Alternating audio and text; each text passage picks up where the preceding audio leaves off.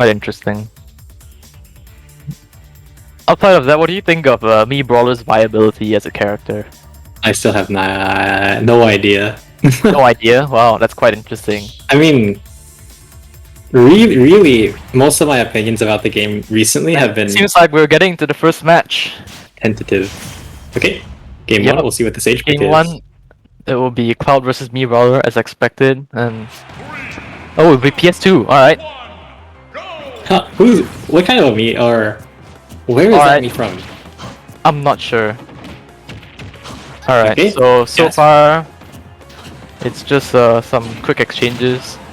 Yep, Gasp, a dash attack. Okay, good whiff punish on the I don't know what that move is called, but Gasp was able to dash back against the Yeah, blazing, the- the kick Blazing side B. Let's just call it that. side B. Whoa! Oh, He's running the thrust uppercut. That's a frame 3 out of shield move, but it doesn't have that much distance. Definitely a surprise pick from ZenoSpark here. It seems to be one of the least popular options actually on me Brawler. Yeah, but I think I've heard him say that he likes that option as a recovery mix-up because that move does help to mitigate one of me Brawler's biggest weaknesses, which is his out of shield options. So I see. I mean, no, sorry, I mean recovery options.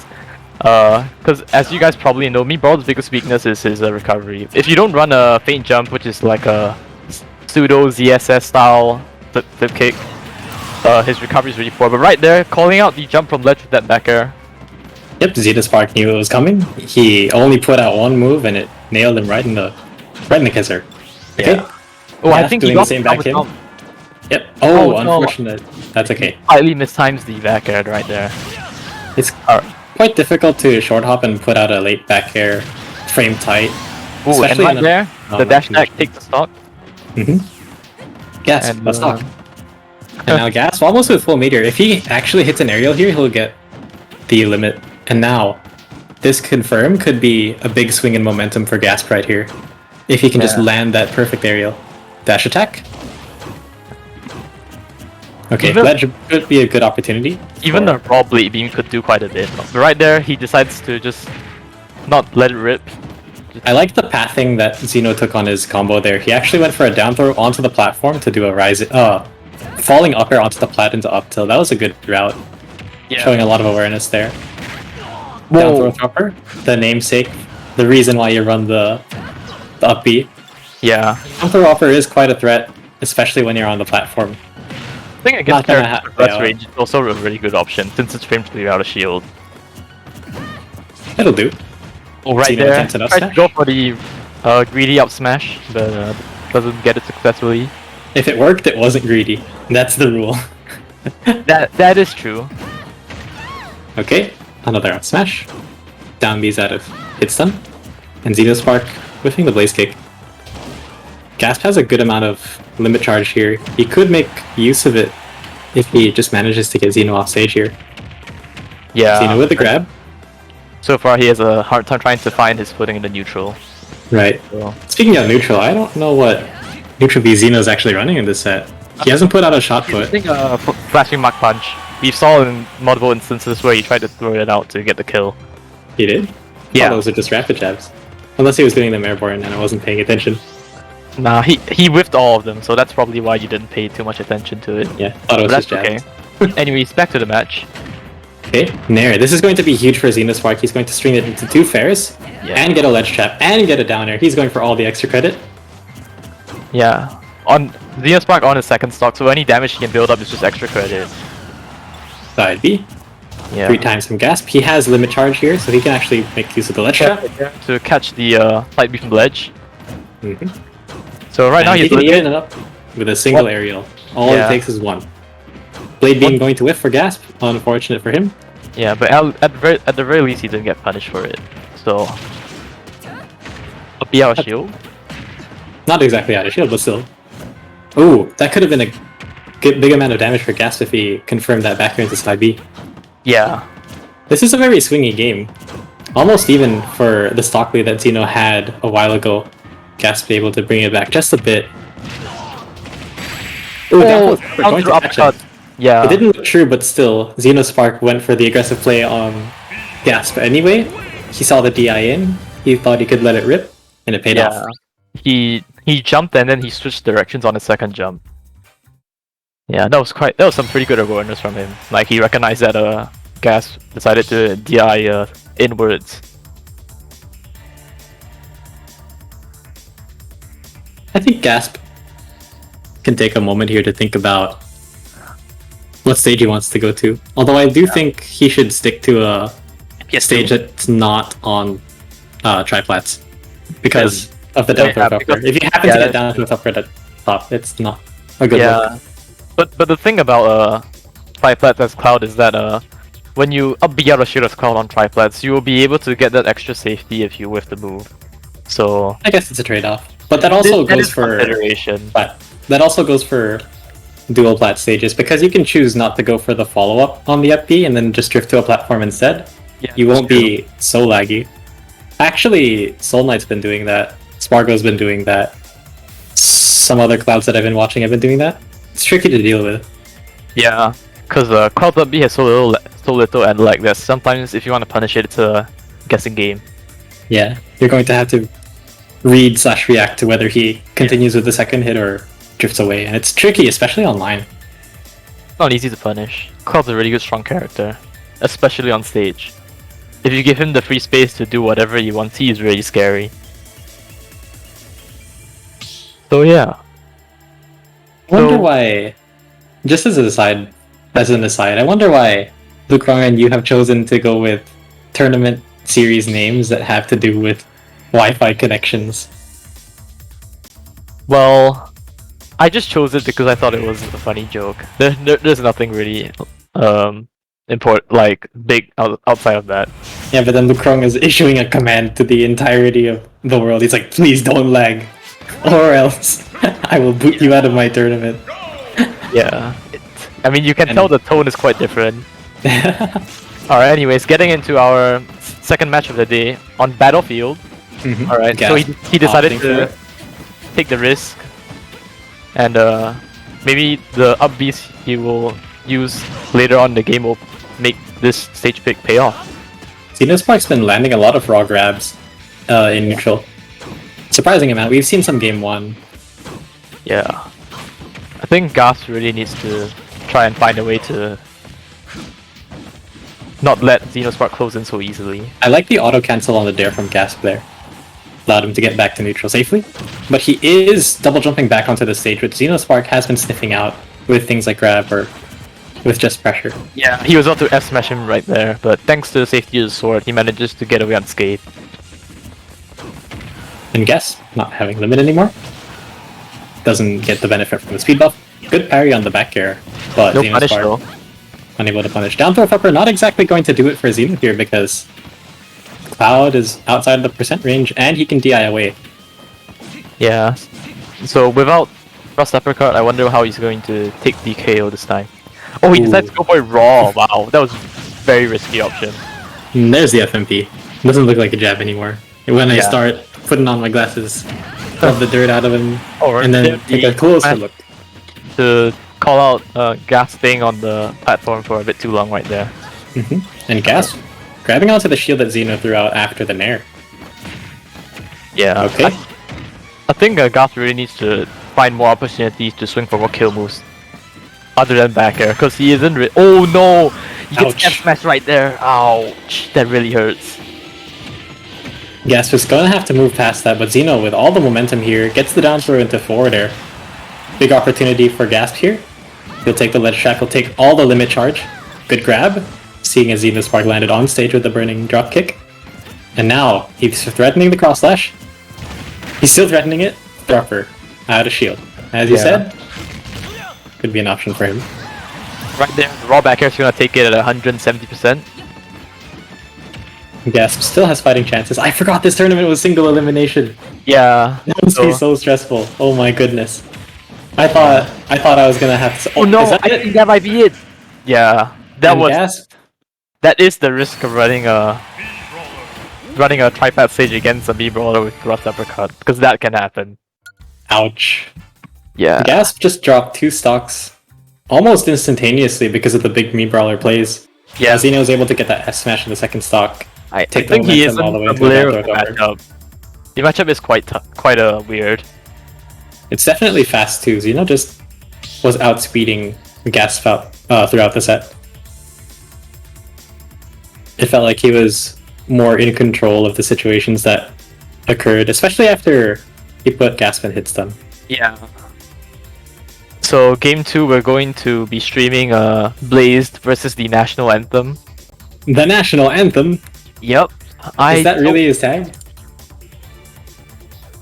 Apparently, apparently. I don't know, but I'm going to DM Blaze the code, and we're going to have to spend some time to figure out who exactly the national anthem is. Who is this mysterious player?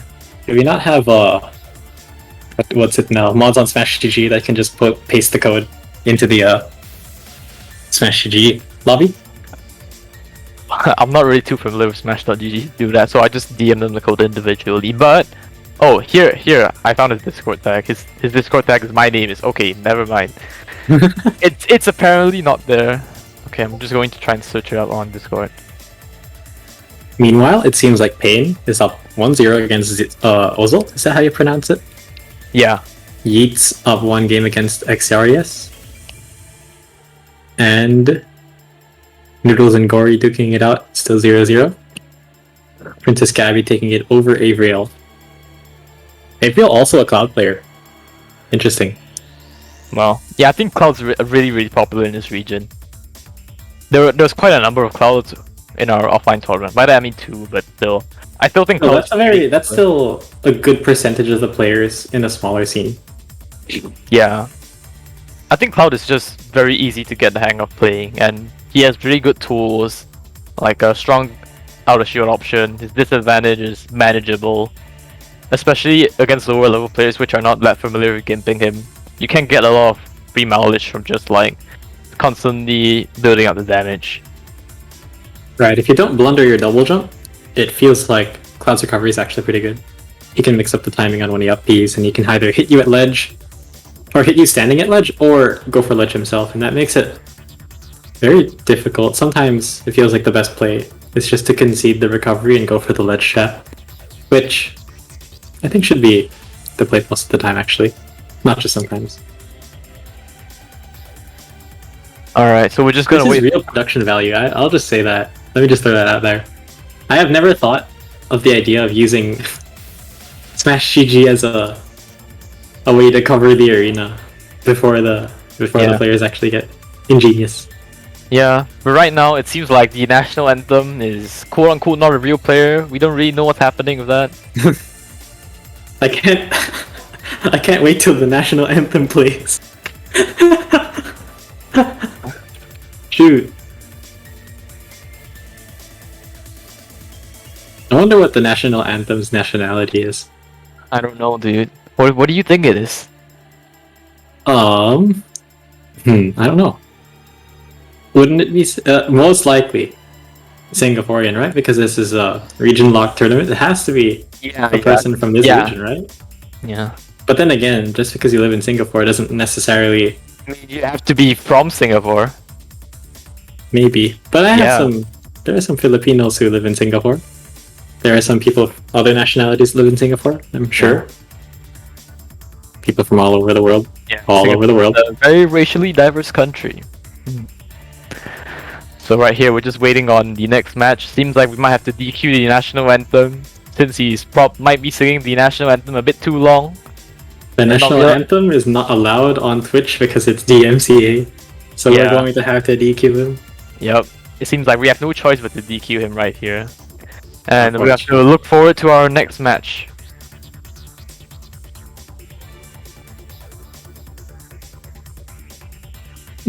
Looks like Terrarian and Nyrome Gay are not they're exactly all the way into this set yet.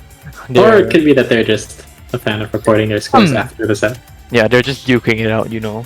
Not really sure what's happening. I don't do that because I forget what the order of the score was. So, what match would you want to watch next? We'll see. It's up to you guys. I mean, it's just you and me, you know. So you can kind of see what you think. You're also TOing. Yeah. At the same time. Yeah, but that's alright. Teams and commentators at the same time. Because it's a 16-man tournament, which is only single LM, so Okay, let's get something on the stream as soon as possible. Let's get Blazed in Pain. Yeah, I think Pain is done with his match. Let me check that real quick. Yeah.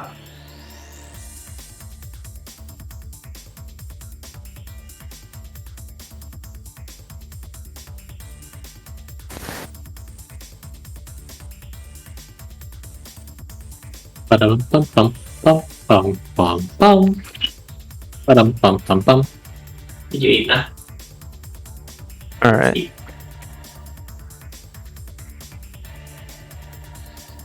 So right here we're gonna get Blazed and Pain. I haven't seen Pain play in a while. This will be a treat to watch actually. I know he's actually been joining some of the NFC weeklies. Really? Yes. I actually played against him some time ago. Can't remember which weekly it was in, but he was only round 1. That's interesting.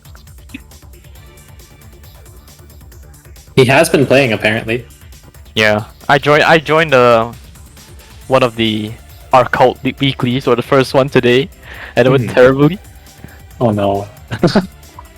Yeah. Well, our cult events is really stacked, honestly. Yeah. It's a 35-man bracket, but everyone who signed up had the potential to make top 8. So it could have been anyone's day, you know? Yeah, I just wanted a brief experience of competing again, so I decided to be like, you know what, just gonna hop in a quick online tournament and see how it goes. And I don't know if I want to play in another one. Oh, it's not for everybody. Yeah. And we've been at it for so long. You guys have already had the taste of offline, so maybe you guys can just wait out on that. Yeah. Well, as Philippines players, we haven't really gotten the chance to really play offline, unless you've gone to Sam Hashimoto's house, which not all of us can do. That's just this handful of people. So we'll settle for online for as long as we will need to. Yeah, that's good. But I can understand if people are starting to become fed up with it, or if they're starting to I think it just depends on your mentality, because competing online requires you to be a certain kind of person. I think playing online, everyone should do it, especially if you live in a small country like any small country in Southeast Asia. You won't be able to get a lot of practice in a lot of different matchups. So your best bet is to play different top players from overseas. And here we have Blaze and Pain in the arena. Yep, I think these two people play each other pretty frequently. I don't see Pain matchmaking very often in NFC. Yeah. But I guess he is in the Singapore Discord? Yeah, I'm not exactly. I think they have their own private Discord where they play with their friends and just practice with each other. Yeah. I think that's what do you think of that actually? Like just playing with a certain amount of players that you usually play with. Do you think that's good or do you think that's bad? In terms of trying to practice. I'll say it works out for DNL. DNL is a crew that plays almost exclusively amongst themselves, but they have a lot of strong members. They have Alab, Villain, our cult, of course, is part of DNL. Who else? If I'm not mistaken, Shirumi. I can't think of any more off the top of my head, but you know, Alab and Villain have been seeing a lot of success in the past couple of weeklies. There are also friend groups like Sam Hashimoto doesn't actually play very often, but he also plays in his friend group-ish, but all of the people in that friend group are kind of successful as well. So what do you think's the secret to success to playing in the friend group and getting good practice? What do you think's the key? I wouldn't know for sure because I don't have any friends. That's unfortunate. But I know you practice a lot, and you know you made Smash Tour and all that. Like you're a big game, you know. A peasant like me couldn't compare to you, but you know I'm just asking for your humble opinion. I see. In my honest opinion, I think if you have a good dynamic between you and your friends where you're growing off of each other, and you have everyone in the friend group is inquisitive enough to try and understand why the things that